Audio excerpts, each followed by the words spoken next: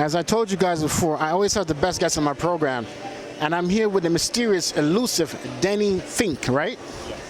Denny, thank you so much for spending time with me on my show. So, who inspired you to become an animation professional and why? Well, to be honest, I grew up wanting to become a DC or Marvel comic book artist. And I moved down to New York City in 1986. And I was trying to improve my skills and trying to get in. I actually got a little work here and there. I did some backgrounds on this Ray, which is one of Joe Quesada's early books. And I just helped out with some backgrounds. See if I can pick out something. I would just draw some buildings here and there. Not a big deal, but I was struggling to get comic book work. I did a few pages for Valiant, but then I fell into animation. I knew this guy named Todd Britton who did some work for Marvel, but he was getting animation work, and I just sort of fell into animation. And I started doing Captain Crunch commercials and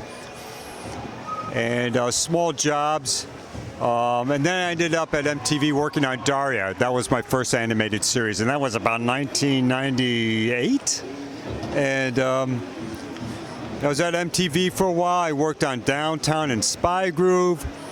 Then MTV shut down, and a year later I was working on Teenage Mutant Ninja Turtles, the 2003 version. That version was one of the best ever. It looks so amazing.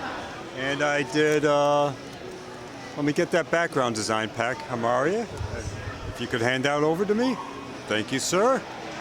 And I did background design on that episode, on that series. And we worked on paper. Closer. Okay. I'll flip it a little bit, just to show a couple. And this was the last job I worked on paper, pencil and paper in animation. And now I work on a Cintiq, a Wacom monitor.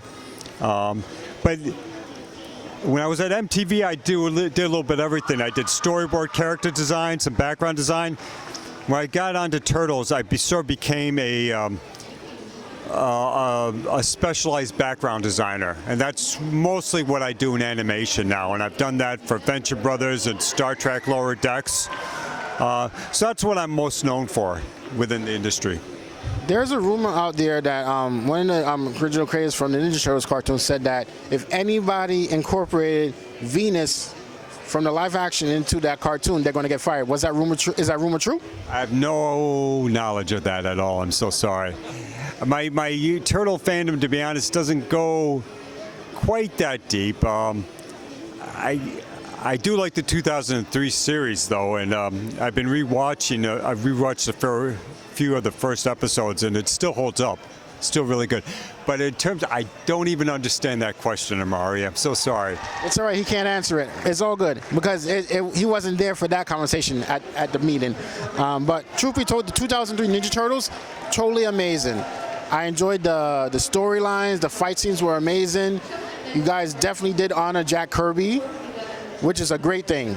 I also think, I think, I'm not 100% positive, but I think Peter Laird, sorry, looking at the camera, I think Peter Laird, this is closer to what his vision of an animated show was going to be.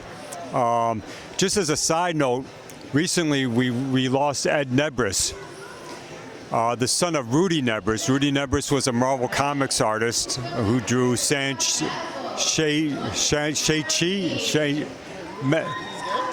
No, Rudy's alive, but his son Ed Nebris, Rudy's alive, but his son Ed Nebris worked on Turtles as a storyboard artist and a concept artist. Super talented guy, and we lost him a few weeks ago, unfortunately, at too young an age. So that's really sad, but I just wanted to say that he's missed. Yeah. My condolences to Rudy Nebris. I've actually had Rudy on my show. The guy is very awesome. I met him when his source of energy was still around. And when she moved on, it was a sad day for everybody. Who is this? The source of energy? His wife. Oh, I'm so sorry. Yeah. When she moved on, things got tough for the brother. So he has my condolences. Well, I wasn't super tight with the family, but I did meet Rudy at a convention once, and he gave me one of his books. He knew I was working with his son. And I'd lost contact with Ed over the years, but I knew he was having health problems. And again, just a really talented guy and kind of a driver of a lot of the concepts of the show, I believe. He, if they needed designs for spaceships, he would scrawl out designs for that. So he was kind of a mover on the show. And from what I understood, I was in the background design department. He was in the storyboard department. But he was really great at choreographing fight scenes. So, yes. Okay. And, so any other questions, Amari?